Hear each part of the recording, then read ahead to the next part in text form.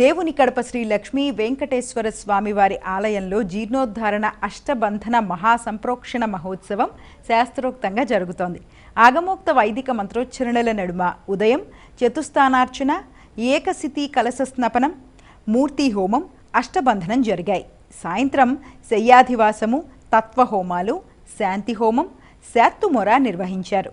ఈ కార్యక్రమంలో భక్తులు విశేష సంఖ్యలో పాల్గొని శ్రీ లక్ష్మీ వెంకటేశ్వర స్వామి వారిని దర్శించుకుని తీర్థప్రసాదాలను స్వీకరించారు. పూజా కార్యక్రమానికి తిరుమల తిరుపతి దేవస్థానం అధికారులు కూడా హాజరయ్యారు.